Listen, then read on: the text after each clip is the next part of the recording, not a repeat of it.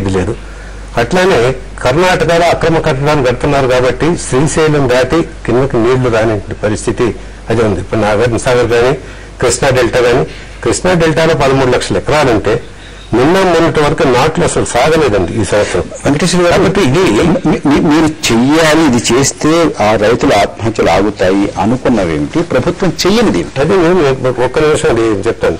ఇప్పుడు ఇన్ని జరుగుతా ఉంటే మనం ఎక్కడంటే ఇప్పుడు ఇందాక మీరు అన్నారు మధ్య మధ్య హెచ్చరికలు జరుగుతూ ఉన్నాయి కదా అని. హెచ్చరికలు ఏం జరిగినాయి అంటే వాతావరణ డిపార్ట్మెంట్ ఏం చెప్పారంటే రాబోయే 2-3 రోజుల్లో వర్షాలతో సూచనలు ఉన్నాయి అనే మాటలు ఎక్కువ జరుగుతూ ఉన్నాయి. ఈ సూచనలు అనేటప్పటికీ ఈ నైరుతి ఋతుపవనాల్లో వర్షాలు రాబోతున్నాయి అనే దీంతో చాలా మంది రైతులు ఒక వర్షం పడగానే విత్తనాలు వేశారు. ఆ విత్తనాలు దాదాపు 43% ఏరియాలో విత్తనాలు పడ్డాయి. ఆ 43% ఏరియాలో 27% దాదాపు పోయినాయి. ఒకసారి కాదు, రెండోసారి వేశారు, రెండోసారి పోయినాయి. ఇప్పుడు వాళ్ళ దగ్గర ఉన్న విత్తనాలన్నీ కూడా పూర్తిగా పెట్టేయటం జరిగింది. ఆ విత్తనాలు పోయినాయి. వాళ్ళ సబ్సిడీ మీద విత్తనాలు మేము ఇస్తాము, మా దగ్గర ఉన్నాయి అనేటువంటి కాన్ఫిడెన్స్ కూడా రావట్లా. ఎంతసేపటికి ఎక్కడ పోయింది?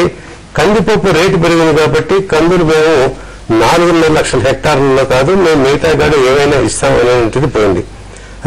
వరి ప్రత్యేకంగా మాకైతే సేవ్ అయిపోయింది. అసలు ఇప్పుడు మా ఏరియాలో గుంటూరు, కృష్ణా, ప్రకాశం ఆ ఏరియాలో ఖరీఫ్ కి సీజన్ పోయింది. ఇప్పుడు నార్లు పోసుకొని నాటేసుకునే సీజన్ లేదు కాబట్టి రబీ పంటకు పోవాలి. మీరు చెప్పేట్టుగా విత్తనాలు వేసుకోవడం 1-2 సార్లు వేసుకోవడమే నష్టపోయారు. అలాగే కొంతమంది రైతులు, చాలా మంది రైతులు వర్షాలు లేవు కాబట్టి బోర్లు వేసుకుందామని అప్పులు తీసుకొచ్చి 1-2 సార్లు బోర్లు వేసుకుని నీరు పడక అప్పులు తీర్చలేక ప్రాణాలు తీసుకున్నారు. ఇది ఇప్పుడు ఈ విధంగా ఇది ఒక కాంప్లికేటెడ్ ఇష్యూ లాగా తయారైందండి. ఇప్పుడు నేను చెప్పేది ఏంటంటే ఇవాళ పాలక పక్షం దీన్ని డిఫెండ్ చేసుకోవటం, కరువులో మేళేదో పావురం వడ్డీకి ఇస్తున్నాం అది ఇదని. ఇప్పుడు మనం ఎందుకు కరువు జిల్లాలుగా ప్రకటించలేకపోయామని ముఖ్యమంత్రి గారు చెప్పారు. కరువు జిల్లాలో దాన్ని ప్రకటించేటట్లయితే బ్యాంకుల నుంచి రుణ సౌకర్యం రాదు అని. బ్యాంకుల నుంచి రుణ సౌకర్యం ఇవ్వటానికి వాళ్ళు రెడీగా ఉన్నారు. ఎందుకంటే వ్యవసాయ రుణాలు కూడా వాళ్ళు 18% రుణాలు వ్యవసాయ రంగానికి ఇవ్వాలి కాబట్టి ఇవ్వటానికి. కానీ తీసుకోవడానికి రైతు సిద్ధంగా లేడు. ఎందుకంటే తనకు వ్యవసాయం పనులు సాగటల్లా.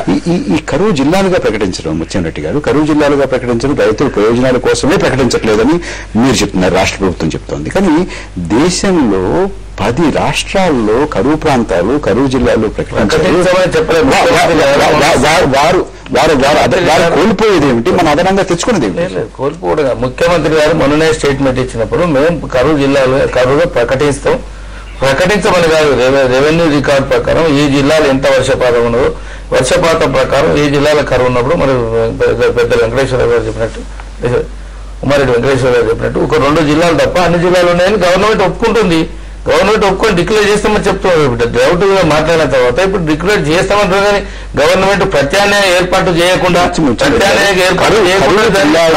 కరువు మండలంగా ప్రకటించినప్పుడు కరువు మాన్యువల్ ఉంటుంది. ఆ మాన్యువల్ లో ఉన్నటువంటివన్నీ కూడా ఆటోమేటిక్ గా అమల్లోకి వచ్చేస్తాయి. కరువు మండలాలు ప్రకటించకంటే ముందు కూడా మనకు కావాల్సింది కరువును ఏ విధంగా ఎదుర్కోవాలనే ఉద్దేశంతో డ్రింకింగ్ వాటర్, పశువుల మేత కొరకు కానీ ప్రత్యామ్నాయంగా మనుషులకు కూలీలకు కానీ వ్యవసాయదారులకు ఏం చేయాలి, డ్రిప్ కానీ స్ప్రింక్లర్ కానీ ఇరిగేషన్ పెట్టి తక్కువ వాటర్తో మన 9 hours పవర్ అనేది పెద్దలు చెప్పినట్టు 9 hour పవర్ అనేది 9 hour పవర్స్ ఇప్పుడు హైడ్రల్ పవర్ లేదు కనుక 7 hour పవర్ కంటిన్యూగా ఇచ్చి దాన్ని డ్రిప్ స్ప్రింక్లర్ ఇరిగేషన్ పెట్టి రైతులు ఏ విధంగా చేసుకుంటూ, కూలీలకు ఏ విధంగా చేసుకుంటూ, డ్రింకింగ్ వాటర్ ఏ విధంగా చేసుకుంటూ, ఫాటర్ ఏ విధంగా చేసుకుంటూ ప్రత్యామ్నాయం ఏర్పాట్లు చేసుకుంటూ దాన్ని ఆపలే. ఎక్కడ కరువు డిక్లేర్ చేయనంత మాత్రాన ఇక్కడ పనులు ఆపలే. ఈ స్వచ్ఛందంగా పనులు చేయడం జరుగుతుంది. చేసి కూడా రైతు మనోభావాన్ని పెంచి మీకు ఇంకా ఇప్పుడు కూడా వర్షాలు పడినట్టయితే పడకపోతే ఏ విధంగా చేయాలి, గవర్నమెంట్ అగ్రికల్చర్ డిపార్ట్మెంట్ నుంచి కొంటే సైంటిస్టు, వారు కూడా సైంటిస్టు మరి ఆ విధంగా దానికి ప్రత్యామ్నాయంగా అందరూ కలిసి, అన్ని పార్టీలు కలిసి, అందరూ కలిసి మనోధైర్యం రైతుకి ఇవ్వాలి. కానీ రైతుకి ఇవ్వాలనే ఉద్దేశంతోనే కానీ రైతుకి ఇవ్వదనే ఉద్దేశంతో ఒక మాట విషయం చెప్పారు. అందరం కలిసి, అన్ని పార్టీలు కలిసి దీనికి రైతులకు మనోధైర్యం చెప్పాలి. దీనిలో నేను పూర్తిగా ఏకీభవిస్తాను. కానీ ప్రభుత్వం వైపు నుంచి అఖిల పక్షాన్ని ఎప్పటికప్పుడు కొన్ని మాట్లాడడం వస్తున్నాను. పదే ప్రభుత్వం విమర్శిస్తూ ఉంటే మీరేం చేయట్లేదు అని అంటే ఆ మాట బయటకు వెళ్తూ ఉంటే రైతులు మనోస్థైర్యం కోల్పోరా? అది కాదు, అది దానిలో ఇది కరెక్ట్ కాదండి. ఇది ప్రభుత్వానికి ఒక హెచ్చరికగా తీసుకోవాలి ప్రభుత్వం. ప్రభుత్వం ఇదిగో ఇక్కడ ఎవరు కూడా ప్రతిపక్షాలు కానీ లేకపోతే రైతు సంఘాలు కానీ ఉన్న వాస్తవాలు చెప్తున్నాయి తప్ప వాటిని వీళ్ళు కూడా కప్పిపుచ్చేటట్లయితే ఉన్న వాస్తవాలను కప్పిపుచ్చేటట్లయితే ప్రభుత్వం అప్రమత్తం అయ్యేదకండి. ప్రభుత్వం అప్రమత్తం అయితేనే గాని రైతాంగానికి గాని ఇవాళ పశువులకు మేత లేక పశువులకు కబేళాలకు అమ్మేవాడు గాని లేకపోతే ఇళ్లు గడవక పసిబిడ్డలు నమ్ముకునేటువంటి వాడు గాని కళ్ళ ముందు పైర్లు వెళ్ళిపోతుంటే పైర్లు తగలబెట్టుకునేవాడు గాని ఇటువంటి వాళ్ళందరూ కొంచెం మనోధైర్యం కావాలంటే ప్రభుత్వం ఇప్పుడు ఎవరు చేసినా ఏం చేస్తా ఉన్నారు, ప్రభుత్వం ఇంకా మీరు చర్యలు తీసుకోవాలి, కరువు నివారణ చర్యలు తీసుకోవాలి, కేంద్రాన్ని సహాయం అడగాలి, దానిలో మీరు విఫలం అవుతా ఉన్నారు. ప్రధానమంత్రి గారు కూడా చెప్తా ఉన్నారు, మీరు ఈ రాష్ట్రాలు ఇవి కూడా మా దగ్గరికి రావటం లేదు, మేము సహాయం చేయడానికి రెడీగా ఉన్నాం, డీజిల్ సబ్సిడీ ఇవ్వడానికి రెడీగా ఉన్నాం, డీజిల్ సబ్సిడీ కూడా మీరు అడగటం లేదు. ప్రత్యేకంగా ఆంధ్రప్రదేశ్ రాష్ట్రంలో 900 మండలాలు మీ కరువులో ఉన్నాయని సాక్షాత్తు చీఫ్ సెక్రటరీ గారు అన్న తర్వాత మనం కరువు మండలాలు గాను కరువు జిల్లాలు గాను మనం డిక్లేర్ చేయడానికి వచ్చినటువంటి ఇబ్బందులు ఏమిటో మాకు అవుతున్నాయి. ఇప్పుడు ఒక్కసారి కరువు మండలాలుగా డిక్లేర్ చేస్తే అదే కనీసం ఒక మనోధైర్యాన్ని కలిగించేది. ఈ ప్రభుత్వం కరువు మండలాలుగా చేసింది, మనకి ఇక్కడ రాష్ట్ర ప్రభుత్వం నుంచి సహాయం కాక కేంద్రం నుంచి కూడా సహాయం అందేటటువంటి అవకాశాలు మనకు ఉన్నాయనేది ఆ ధైర్యం కలుగుతుంది. ఆ ధైర్యాన్ని ఇవ్వటంలో ఎందుకు ఇది చేస్తారు? కేంద్ర ప్రభుత్వాన్ని జాప్యం చేసి రాష్ట్ర ప్రభుత్వం అడుగుతలేన్నారు. 100 రోజుల నుంచి 150 రోజులు ఉపాధి పథకం ఇచ్చి ఎంతైనా మేమున్నామని భరోసా ఇచ్చి ఏ స్కీమ్ చేసినా ఏది చేసినా ప్రత్యామ్నాయంగా చేయమని చెప్తుంది. కానీ గవర్నమెంట్ పోయి ముఖ్యమంత్రి గారు పోయి ప్రధానమంత్రి అడుగుతలేదు. ఇది తప్పు విధానం. ఒకటే గవర్నమెంట్ లో కేంద్ర ప్రభుత్వం రాష్ట్ర ప్రభుత్వం ఒకటే పార్టీ ఉన్నప్పుడు అన్నిటికీ అడిగేతానికి సిద్ధంగా ఉన్నది, తెచ్చతానికి సిద్ధంగా ఉన్నది, ఎన్ని కోట్ల బడ్జెట్ తెచ్చడానికి సిద్ధంగా ఉన్నది. మనం కావాల్సింది ఒకటే, రైతుకు రేపు పొద్దుగాల మనం కూడా కలిసి అందరినీ ఒకటే కోరేది ఏంటంటే రైతులకు ప్రకృతి సహకరిస్తలేదు. ప్రకృతి సహకరించినప్పుడు ఆత్మహత్యలు ఆపాలి, రైతులు ఏ విధంగా కాపాడుకోవాలి, పశువులను ఏ విధంగా కాపాడుకోవాలి, అది కాపాడుకో మీరు సజెషన్లు ఇవ్వండి. సజెషన్లు ఇచ్చి ఆ సజెషన్ల ప్రకారం చేయకపోతే ప్రభుత్వం చేయకపోతే అప్పుడు అడగండి. మన ముఖ్యమంత్రి గారు ఢిల్లీ వెళ్ళినప్పుడు జాతీయ గ్రామీణ ఉపాధి హామీ పథకానికి 2000 కోట్లు ఇవ్వండి, మాకు ప్రత్యేకంగా ఇవ్వండి అని చెప్పారు. 500 మెగావాట్లు విద్యుత్తును అదనంగా ఇవ్వండి అని చెప్పారు.